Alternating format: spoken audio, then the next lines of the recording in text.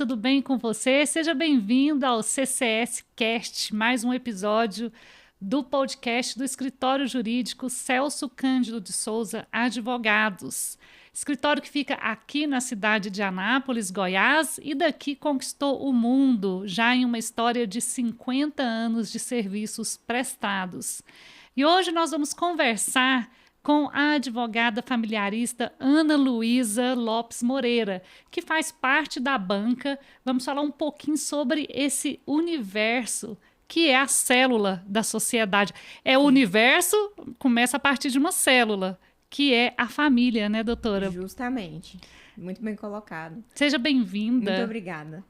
Antes de começar nosso bate-papo, vou te convidar para curtir, seguir, comentar e enviar esse podcast a quem você conhece e que precisa entender mais sobre direito de família.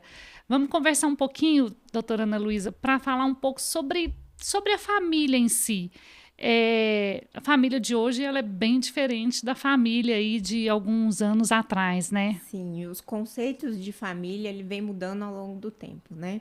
Conforme a sociedade vai avançando, os conceitos do direito também têm que avançar para acompanhar a sociedade, porque senão o direito acaba se tornando inválido, certo? Então, no direito de família, hoje em dia nós já contemplamos várias outras modalidades de família. Nós temos famílias multiparentais, nós temos famílias que são formadas por casais do mesmo sexo. Então, antigamente nós não tínhamos isso. Era uma coisa mais restrita ali, aquela figura do pai, a mãe e o filho. Hoje já é um conceito bem mais amplo e que juridicamente é muito positivo, porque acaba contemplando melhor o direito de todas as pessoas e de todas as modalidades de família. Um avô que cria o neto e moram só os dois é uma família. Uma família, é um núcleo familiar, justamente. E aí o direito de família hoje contempla, né, toda essa gama, como você falou, né? Casais homoafetivos. Inclusive, hoje também tem o conceito de uma família que tem mais de um pai, mais de uma mãe, que é a multiparentalidade, não é isso? Exatamente. Nós temos o conceito de família multiparental, né? De pais socioafetivos. Muitas vezes a criança tem um genitor biológico, mas tem um afeto ali por um outro, de repente uma madrasta, um padrasto ou um tio, algum parentesco ou mesmo uma pessoa alheia, sanguínea, né? Mas que significa um laço afetivo ali. Então, isso também é considerado família, também é considerado um grupo familiar e também tem ali os seus arranjos no direito de família.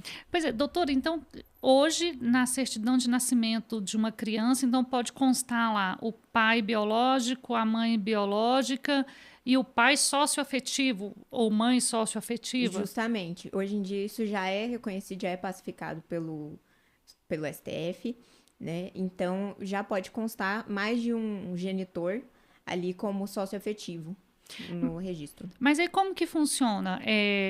A família, quer dizer, tem que ser de comum acordo, tem que se entrar com uma ação? Como é que funciona? Para quem hoje, né, tem uma família, às vezes né, tem uma criança que convive com um padrasto, como a gente chamava, né, há um tempo atrás, e esse padrasto querendo assumir essa criança, qual que é o caminho que essa família tem que percorrer? Perfeito. Justamente isso aí vai depender de cada caso concreto. Nesse exemplo que você citou, por exemplo, esse padrasto que se sente como pai, que tem esse afeto, né, nós levamos no direito de família muito em consideração a questão emocional, né? Isso é levado muito em consideração e o bem-estar, principalmente da criança, né? Então, se isso é importante para aquele núcleo familiar, se isso é importante para aquela criança ou para esse padrasto de ser considerado como pai, ou madrasta também, enfim, aí abrange inúmeras situações, né? Então, existem ações cabíveis e existem também acordos cabíveis ali para organizar novamente o registro da criança e adicionar o nome dessa pessoa. Mas é preciso, então, entrar com uma ação judicial, procurar um advogado, ou a família pode ir lá no cartório se todo mundo tiver de comum acordo? Como que isso funciona? É interessante que sempre se procure um advogado para que tudo siga conforme o que está previsto, né? E não fuja da legalidade. Mas hoje em dia já tem um entendimento muito pacífico e tem se tornado cada vez mais comum essa questão. Porque, infelizmente, os casais têm se divorciado mais e aí com isso criam-se novos laços e acaba envolvendo também as crianças. E quando existe essa relação profunda com o novo membro da família, né? É um ponto muito positivo. Então, por que não abranger também a paternidade ou a maternidade socioafetiva? Sim, mas assim, tem que entrar com uma ação judicial ou pode ir direto no cartório e pedir alteração do registro? Isso vai depender de cada caso concreto. Mas, geralmente, se entra com a ação judicial e depois, com a autorização judicial, a gente faz a retificação do registro.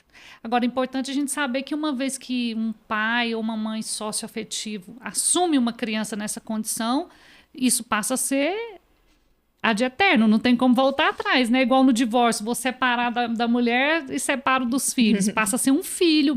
Passa a ser um filho, passa a ter as responsabilidades que um pai tem com os filhos, né? Então, você tem os benefícios, né? Você tem ali o seu direito emocional e afetivo garantido, mas você também passa a ter obrigações, né? No direito, quase tudo tem essa dupla face, né? Ao mesmo tempo que você consegue um direito, você também adquire um dever.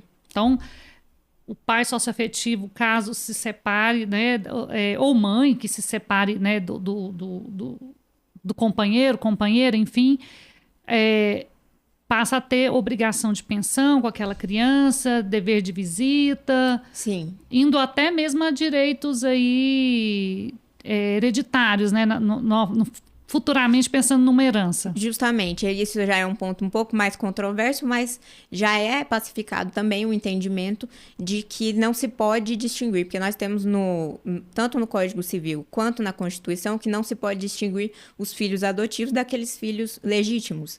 Então, numa questão de comparação mesmo, seria como se esses filhos socioafetivos também não pudessem ser distinguidos. Então, se trata de um direito que que ele vai ser adquirido junto com deveres também.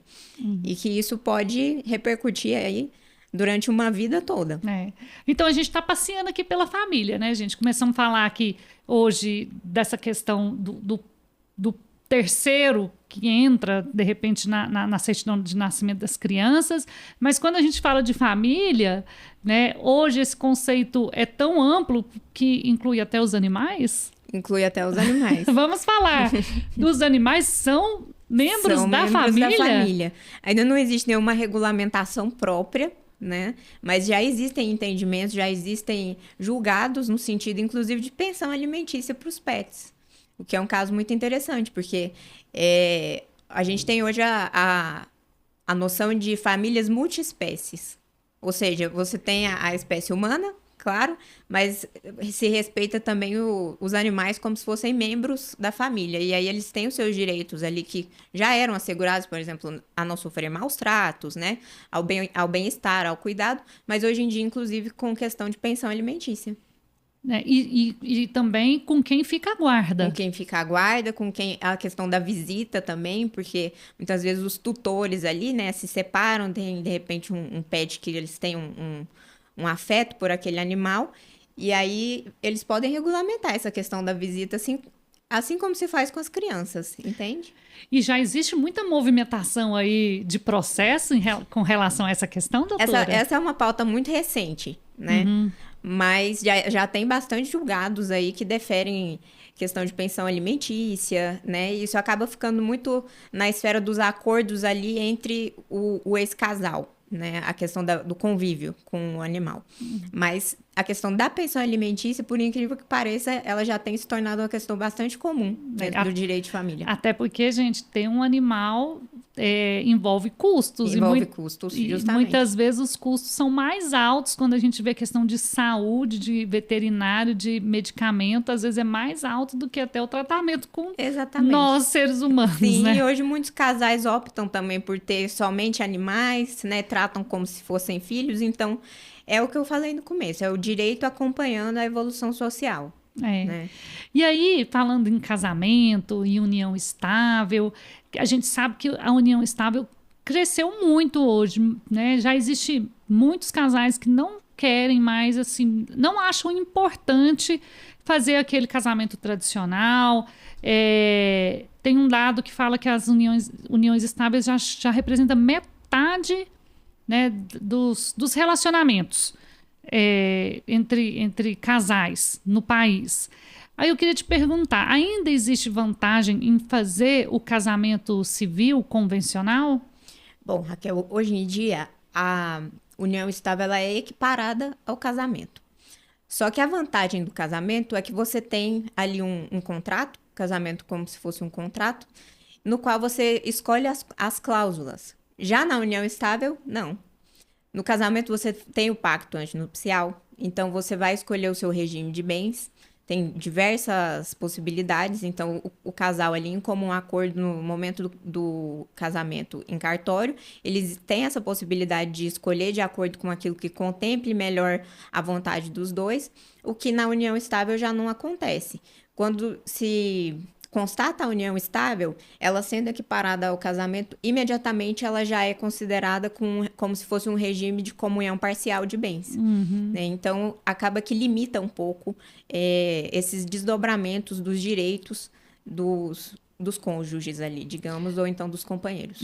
Agora, a maioria, mesmo dos casamentos tradicionais, as pessoas acabam escolhendo o regime de comunhão parcial de bens. Não é verdade? Sim, justamente por isso é que ele é aplicado como premissa já para a união estável. Por ele ser o mais comum, por ele ser o mais utilizado, aí já se aplica automaticamente a união estável como se fosse um regime de comunhão parcial de bens. E aí vamos explicar então, né, para quem ainda não domina isso, vai que, né, a gente tem aí alguém que está pensando em se casar, está nos acompanhando, o que é regime de comunhão parcial de bens? Bom, o regime de comunhão parcial de bens, aquilo que você adquire após a união estável ou após o casamento, passa a ser compartilhado dos dois. Então, havendo uma dissolução desse casamento ou dessa união estável, aqueles bens eles precisam ser partilhados. Os bens que se adquirem após a união. E assim, na sua visão, o que as pessoas precisam saber? E tem desvantagem? Tem desvantagem no parcial? Ele é o regime mais comum, né? Então, ele é o regime que, digamos, que ele causa menos impacto na vida das pessoas. Ele é um regime mais aberto, digamos assim. E que as pessoas têm essa maior facilidade de lidar com ele, sabe? Porque ele garante os direitos ali e não tolhe tanto a liberdade, mas também não é uma comunhão universal de bens que você vai precisar partilhar coisas que você já tinha antes da união, da união ou do casamento. Inclusive herança. Inclusive herança. Então, no regime de comunhão parcial de bens, você só vai partilhar aquilo que você adquire após o casamento. Né? Mas olha só, se uma família, um pai, deixa uma herança para um filho casado, e nessa herança, ele pode também deixar uma cláusula de que essa herança não vai comunicar com o cônjuge do filho. Isso nós chamamos de cláusula de incomunicabilidade.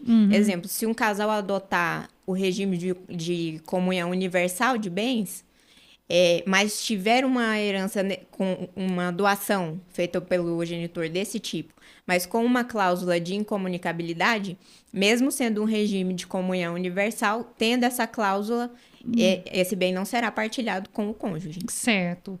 Agora, voltando a falar isso foi só um aposto, viu, gente? Porque me veio essa situação. Mas, voltando a falar do regime de casamento, né? E aí nós temos o outro, na outra ponta, que é a separação total de bens. Sim, na separação total de bens não se comunica nada. Nem aquilo que você tinha antes do casamento e nem aquilo que se adquire. Então, há uma liberdade financeira, patrimonial muito maior, né? Só que, lembrando que todos os regimes de bens, ele tem que atender às necessidades do casal. Por isso que o código, o legislador tem essa preocupação de trazer uma gama mais ampla de opções, né? Inclusive que podem ser conversadas ali, alteradas, como se fosse um contrato realmente, para atender justamente a essa questão que é muito ampla das famílias. Mas uma vez que eu escolho no meu casamento, depois eu não mudo. Ou posso mudar? Pode mudar, pode ser alterado sim.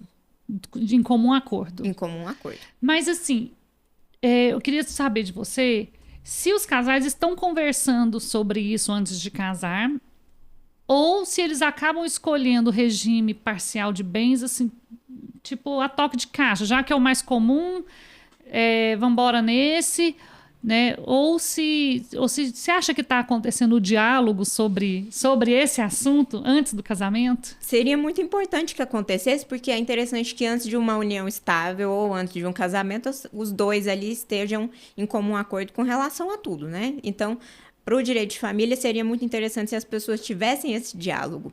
Aí a gente teria menos litígio, né?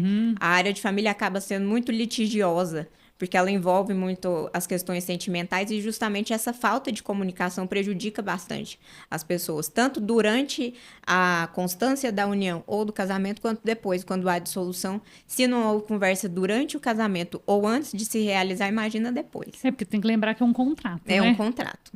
Pois é, e o que você acha que os casais precisam saber, por exemplo, sobre comunhão parcial de bens, já que é a mais utilizada, que eles não sabem e isso vai dar problema lá na frente, que hoje está chegando lá para você como litígio?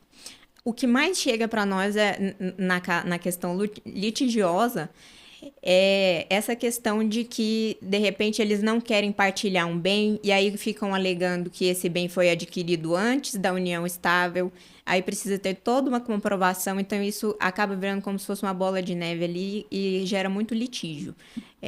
Então, cada casal, ele tem que avaliar se eles vão prezar mais por construir um patrimônio conjunto, faz sentido ter um regime de comunhão parcial de bens. Se os dois estão aptos ali, estão no intuito de construir um patrimônio juntos, faz muito sentido ter o regime de comunhão parcial de bens. Agora, se for um casal que pensa o seguinte, eu vou ter as minhas conquistas materiais, você vai ter as suas conquistas materiais, e eu não quero interferir, você não quer interferir. Então, o que a gente recomenda? Um regime de separação total de bens, porque aí cada um é responsável pelo seu patrimônio e depois não tem essa questão de partilha. Claro que há exceções. Né? Mas, e aí tem o tal do pacto antinupcial, que é uma figura jurídica que eu acho que nem todo mundo conhece, de vez em quando a gente escuta falar, entre famosos fazendo pacto antinupcial, né? Explica pra gente o que é. Bom, o pacto antinupcial, apesar de ter esse nome mais complicado, que no direito a gente muitas vezes coloca um nome complicado, é uma coisa que é simples. Ele é simplesmente um momento em que você escolhe o regime que você pretende adotar ali no seu casamento ou na sua união. E aí, nesse pacto antinupcial, você pode alterar algumas coisas que já estão dispostas ali na legislação, conforme o casal acredite que seja melhor para a sua realidade. Pode detalhar. Você pode detalhar maior. Inclusive, hoje em dia, a gente tem até o contrato de namoro, né? Que já é uma realidade. A gente até contrato de namoro já tem. Já, inclusive, com preço na tabela da OAB para ser elaborado. Nós vamos já chegar nele. Nós já temos. Mas eu quero te perguntar antes sobre o pacto antinupcial. Então, quer dizer, eu e meu noivo escolhemos o regime da comunhão parcial de bens.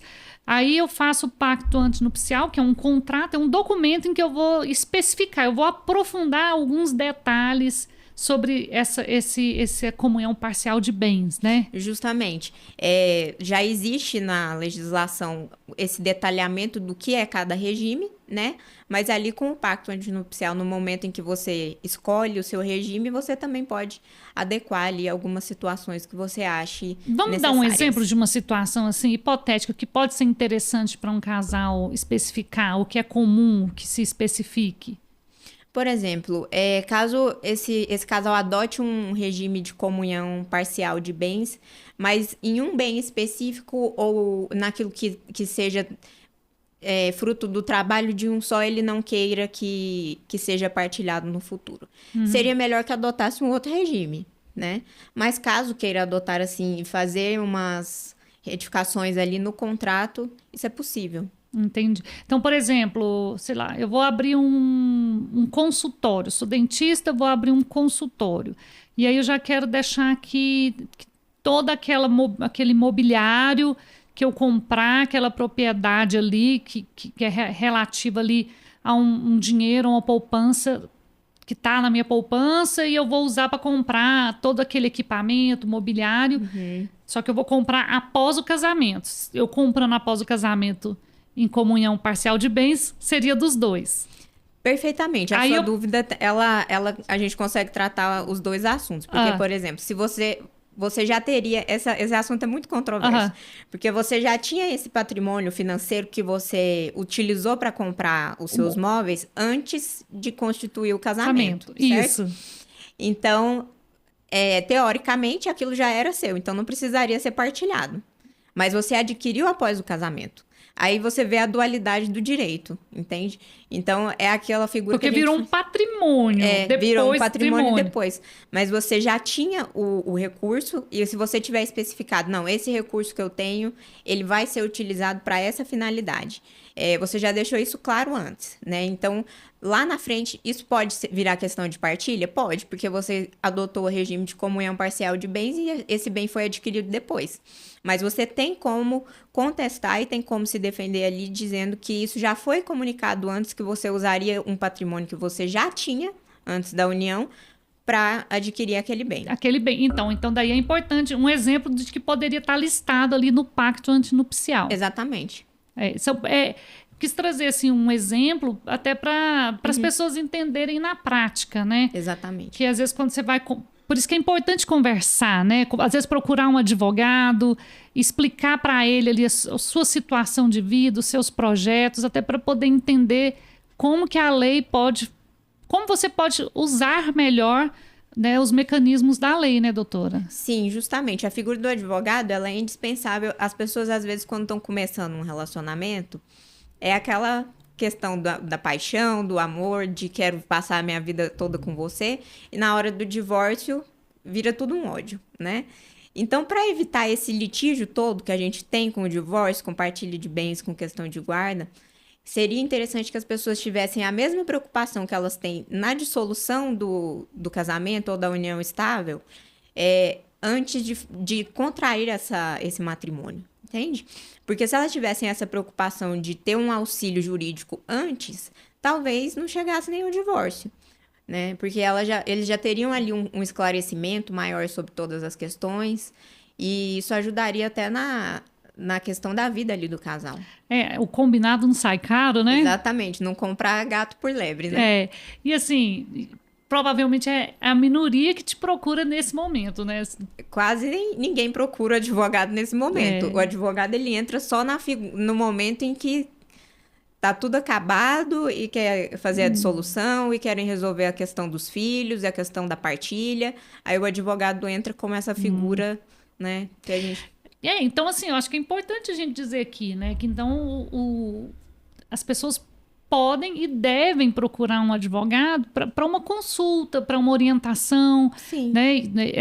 Mudar um pouco esse paradigma, né, doutora? Porque acaba que gera muito pelo senso comum.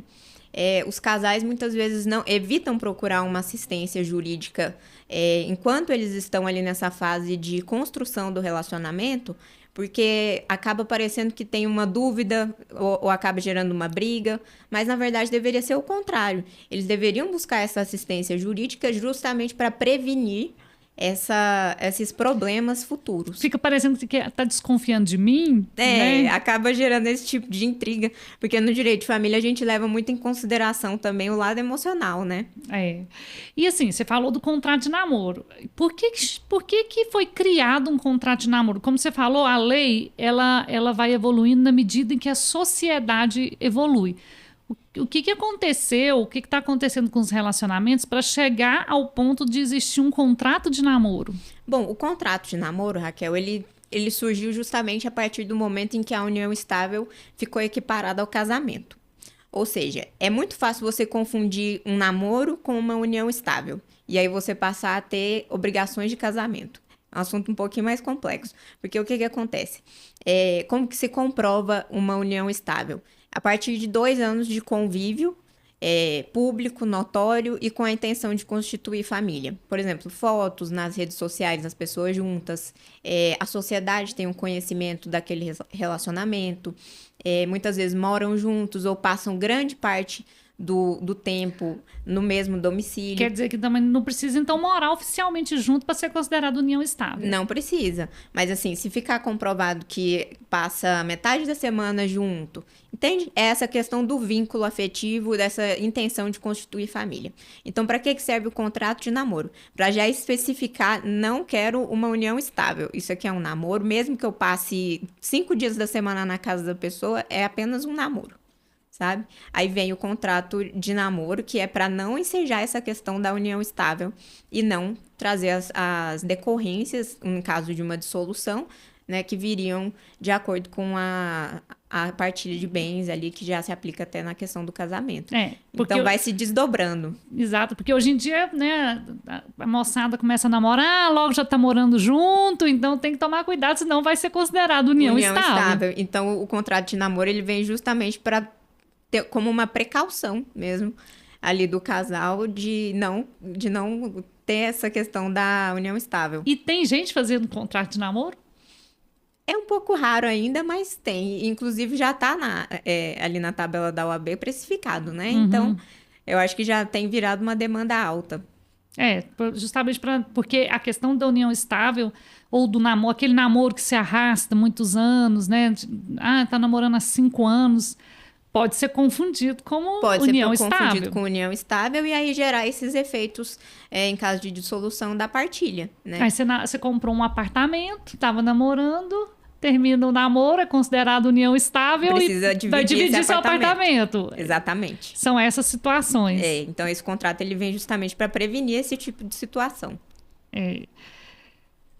Então o pessoal que fique em alerta aí e aprender mais um pouquinho de direito de família para saber... Muitas vezes acaba gerando ali no meio do casal um conflito, mas um conflito que às vezes é aquela conversa difícil, mas que é necessária.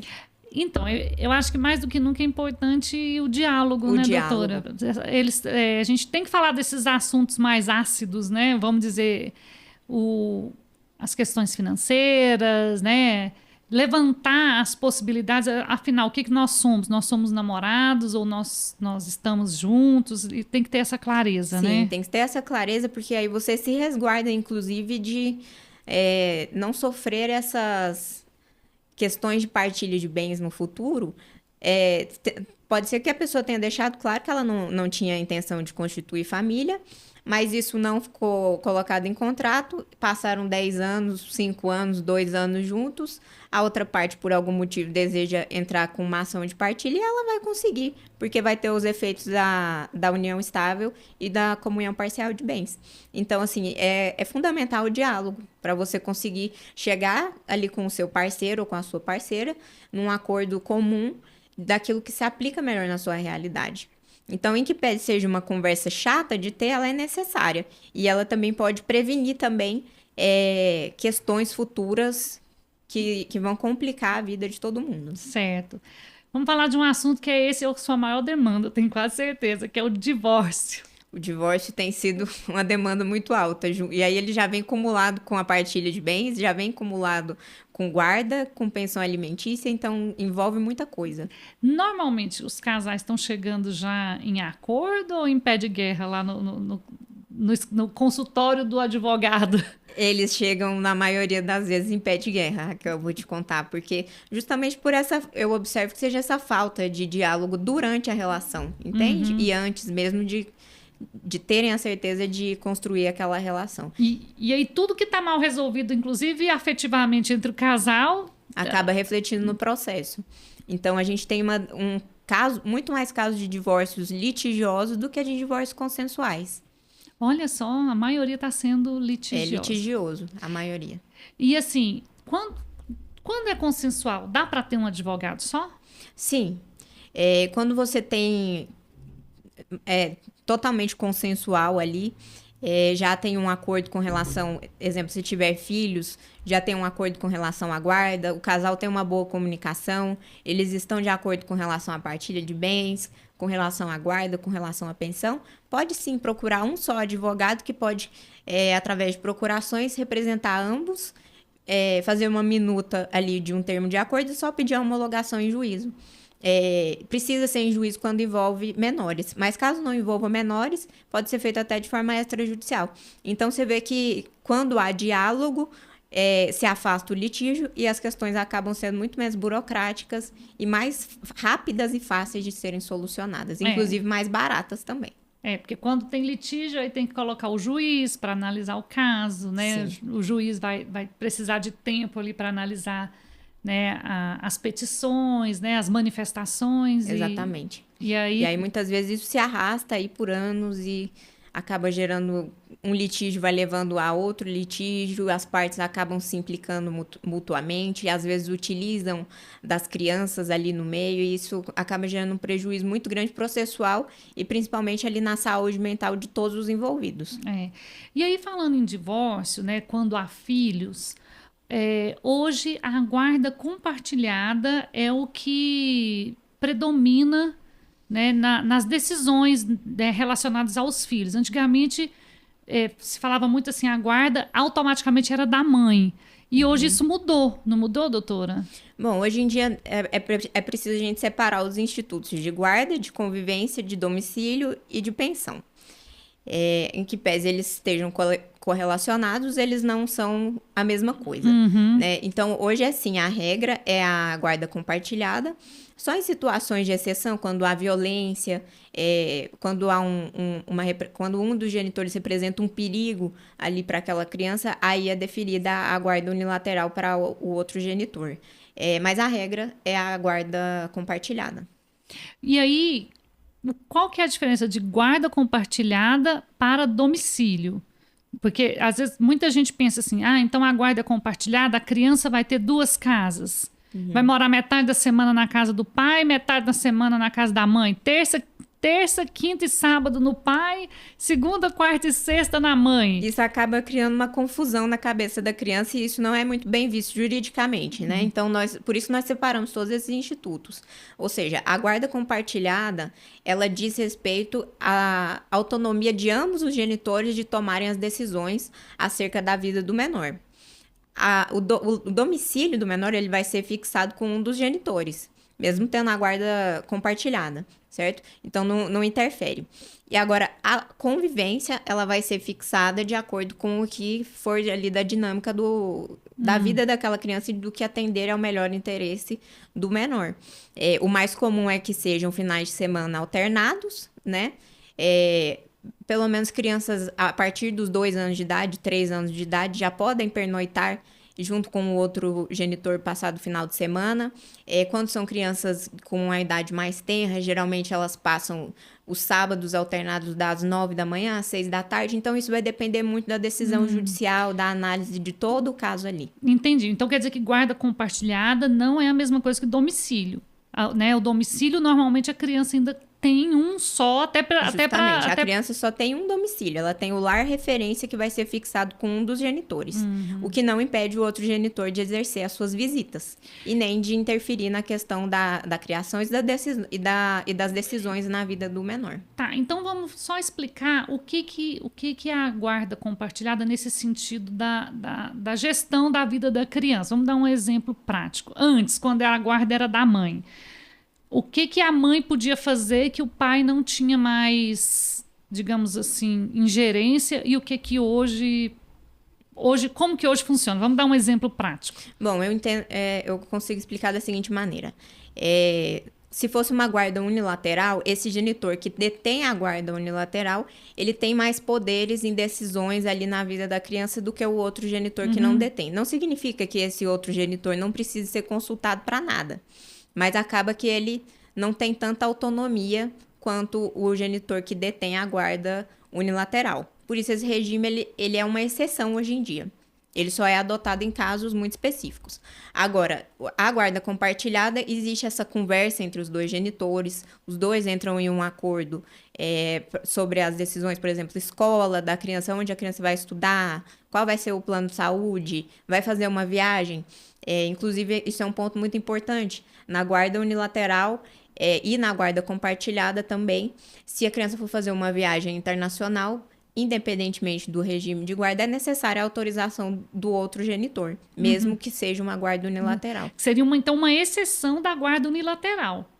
Assim, porque a guarda unilateral, se a mãe ou o pai tem o direito ali sobre a gestão da vida da criança, ainda que seja na hora de viajar para fora do país, o outro tem que ser comunicado. É necessário que tenha autorização. Mas então, na guarda compartilhada, por exemplo, se eu quiser mudar meu filho de escola, eu tenho que estar em acordo com o pai. Esse seria o ideal, né? É o que se busca, mas muitas vezes existe litígio ali e acaba complicando bastante a situação e às vezes a guarda ela é fixada como compartilhada, mas ela é exercida como unilateral de fato, entende? Às vezes só um genitor toma as decisões, ou porque é a dinâmica da família mesmo, ou porque acaba tendo um abuso ali dessa questão da guarda. Mas é importante que as pessoas entendam que no caso da guarda compartilhada, as decisões em relação à vida da criança precisam ser conversadas, não é aquele com quem a criança mora precisa consultar o outro, escuta, você concorda, vamos mudar de escola, ou então o plano de saúde, ou então eu estava pensando, a fulaninha está passando por essa situação, o que nós podemos fazer? É mesmo para ensejar o diálogo, né, entre os pais. O diálogo entre os pais e também porque o nosso interesse principal dentro do direito de família é o melhor interesse do menor. Né? O direito de família ele assiste principalmente aos menores. Então, precisa se resguardar o direito desses menores e, com isso, a guarda compartilhada ela é a que melhor contempla esse direito, porque aí os dois pais vão ter essa participação na vida da criança de forma mais direta e isso vai impactar de forma mais positiva do que uma guarda unilateral, por exemplo. Certo. E com relação à pensão, como é que hoje está funcionando a questão da pensão no caso de guarda compartilhada? Porque na guarda unilateral, normalmente é o seguinte, eu já paguei a pensão. Aí, vamos supor, o filho fala, quero uma roupa, um brinquedo. Não, já paguei a pensão, agora fala aí com, né, vamos dizer, com a mãe, que normalmente é quem fica com a criança. Na guarda unilateral compartilhada, muda um pouco essa dinâmica dos custos relativos à criança? Esse é um ponto muito interessante que é bom a gente tratar sempre. As pessoas muitas vezes confundem esses institutos e se utilizam deles talvez para prejudicar o outro genitor ou para obter alguma vantagem indevida. Por exemplo, muitas mães ou pais que têm a criança no seu lar de domicílio, ou seja, recebem ali em nome da criança a pensão alimentícia, utilizam-se, por exemplo, do não pagamento da pensão para impedir o convívio da criança com o outro genitor. Isso não pode acontecer jamais, porque são institutos diferentes. Então, a pensão alimentícia, ela tem que contemplar os gastos fixos do menor, por exemplo, escola, plano de saúde, hospital, roupas, passeios, isso aí é o que contempla a pensão alimentícia. Mas junto com a pensão alimentícia, a gente já pede também os 50% dos gastos extraordinários, que é isso que você mencionou, que são gastos que podem surgir, por exemplo, um medicamento que a criança precisa, ele precisa ser dividido entre os genitores, cada um vai pagar metade, entende? Então, um passeio, alguma coisa que fuja ali um pouco da rotina, ele já é pedido também. Isso acho que acho que é o grande... Foi uma solução da lei para um problema que realmente é muito frequente. A gente escuta muito isso, né, em famílias que têm pais separados. Não, eu já paguei a pensão, o resto lá é com a sua mãe ou com o seu pai. E não é o correto, porque a gente tem hoje a questão dos 50% das despesas extraordinárias que já fica fixado geralmente ali na decisão judicial. Você falou que tem alguns momentos que a guarda unilateral ela é definida ainda. Em que momentos que isso acontece? Como a guarda compartilhada ela é o melhor para a criança no aspecto geral, né? Então, antes de analisar mais profundamente as provas ali processuais, geralmente de início o que é deferido é a guarda compartilhada. Agora, se no curso do processo, ou ainda que no início, fique comprovado que existiu situação de violência doméstica, que existe uma situação que coloca o menor em risco, isso aí já implica a necessidade de que se acione, por exemplo, o Ministério Público para verificar se aquela guarda compartilhada não vai prejudicar a formação da criança, entende? E aí, caso fique constatado que vai prejudicar, aí se altera para uma guarda unilateral. E aí você também comentou sobre essa questão de, às vezes, um genitor fica chateado na separação e coloca o filho contra esse genitor, que é a alienação parental, né? Hoje isso tem nome. Hoje isso tem nome e tem sido muito falado, né? Muito discutido em vários âmbitos. E isso tem chegado, né, até vocês, advogados, tem acontecido? Isso acontece bastante, infelizmente. Muitas vezes acontece de forma velada.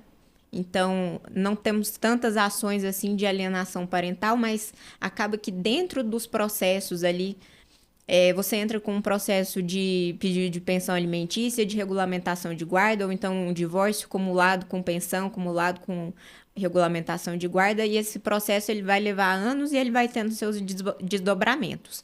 E aí, às vezes, os adultos, né, que deveriam ter essa responsabilidade, principalmente com relação a quando se envolve um menor, não têm essa maturidade e acabam espelhando as próprias frustrações na criança, o que é extremamente prejudicial e que, se for constatado também, pode ensejar a aplicabilidade de sanções, né, no caso de alienação parental, e também a mudança de guarda. Ou seja, é uma questão muito séria, é uma questão que prejudica sobremaneira ali o desenvolvimento do menor e que ela deve ser levada, e ela é levada com muita seriedade pelo Judiciário e pelo Ministério Público. E assim, você falou que é velado, né? Mas dá para provar se você recebesse, né, um genitor ou uma genitora com essa situação. O que você orienta alguém que esteja vivendo essa situação em casa, antes mesmo de procurar ajuda? O que se orienta? Como recolher provas? O que dá para fazer até para poder ajudar o advogado, né? Para ajudar o advogado é preciso ter provas. A gente precisa ter essa comprovação de que está acontecendo a alienação parental. Como que se consegue essas provas?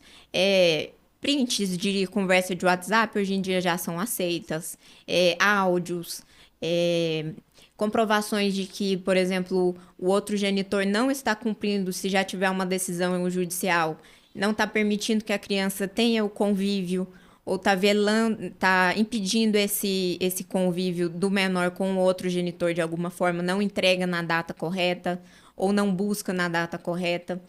Tudo isso pode ser comprovado e utilizado ali num processo para a gente pedir justamente a alteração da guarda.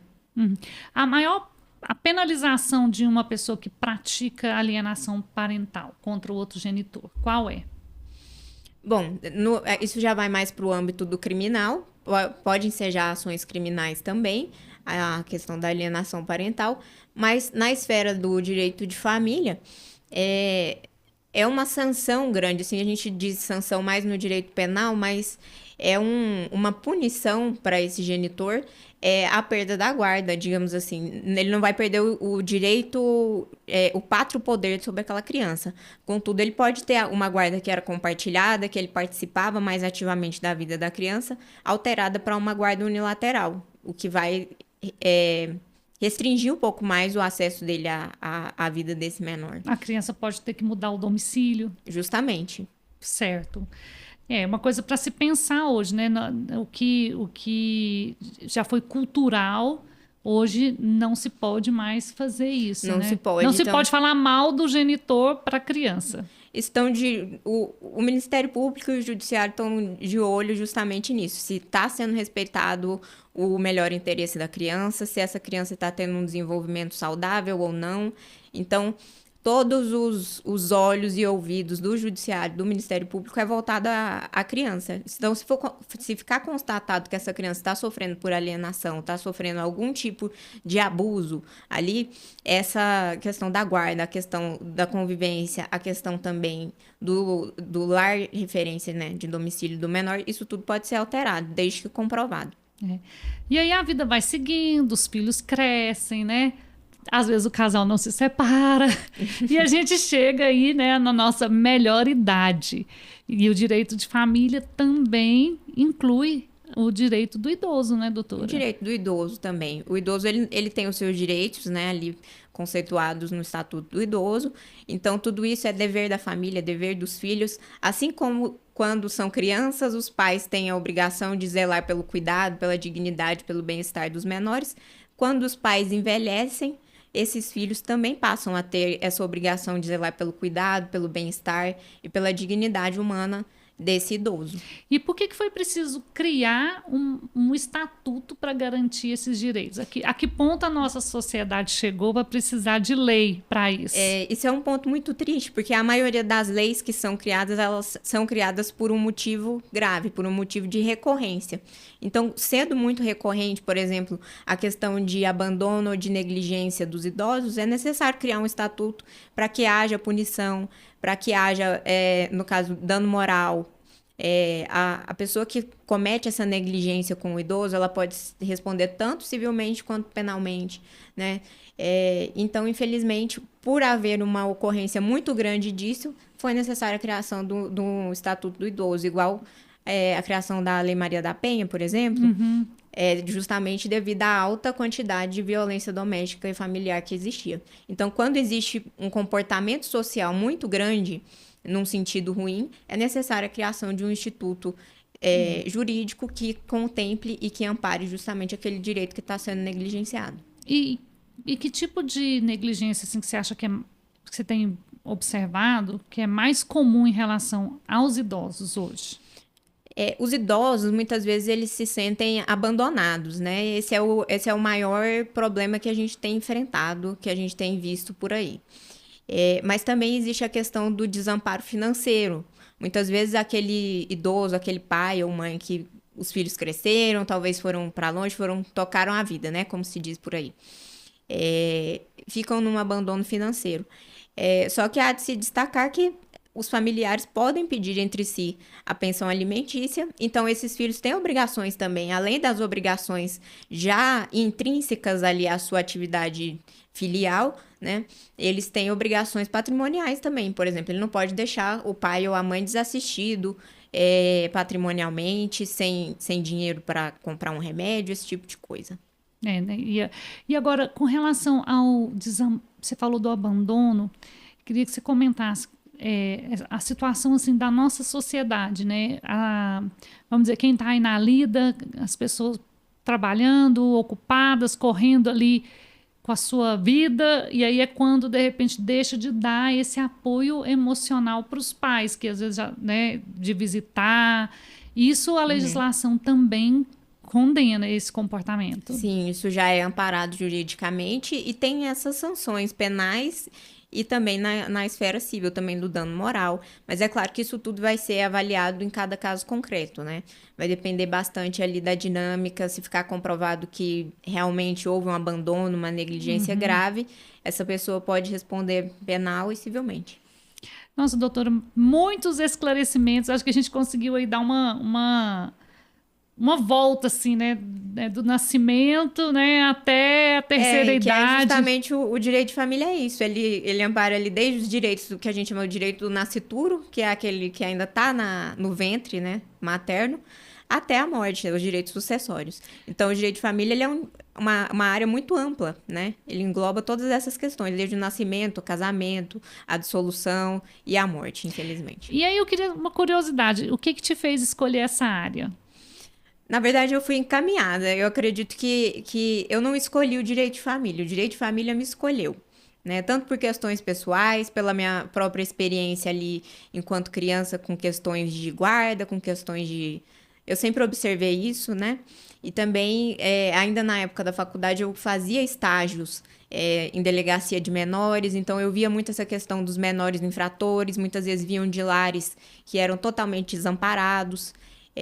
Então, no fórum também, na experiência que eu tive trabalhando em vara civil, em vara de família, eu sempre fui levada ao direito de família. Né? Então, como se diz, todos os caminhos levam a Roma, todos os meus caminhos me levaram ao direito de família e hoje eu sou muito feliz nessa área. E é uma área que eu trato com o coração mesmo, porque é necessário.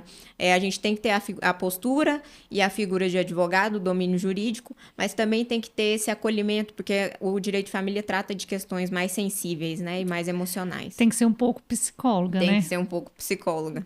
Para conseguir acolher aí todas essas demandas, Sim. né? Então, eu queria deixar o canal aberto, né? Inclusive com quem está nos assistindo, se quiser mandar alguma dúvida, algum questionamento, a gente faz questão de depois responder. Espero que vocês tenham gostado dessa conversa, que tenha sido proveitosa, tenha acrescentado aí seu conhecimento. Sim. E te agradecer, doutora Ana Luísa. Eu que agradeço. E dizer que a doutora Ana Luísa vai voltar, né? Ela faz parte da banca do escritório Celso Cândido de Souza Advogados e estaremos voltando com temas mais específicos, então não deixe de mandar, né, a sua dúvida, o seu questionamento, porque isso pode pautar um próximo programa. Mais uma vez, obrigada, doutora. Eu que agradeço. À disposição aí, qualquer dúvida, numa próxima oportunidade a gente esclarece. Tá certo, pessoal. Então, mais uma vez eu quero agradecer para você que ficou até aqui. Se você gostou do nosso programa, deixa a sua curtida, deixa o seu comentário, encaminhe para quem você acha que essas informações vão ser úteis e até a próxima.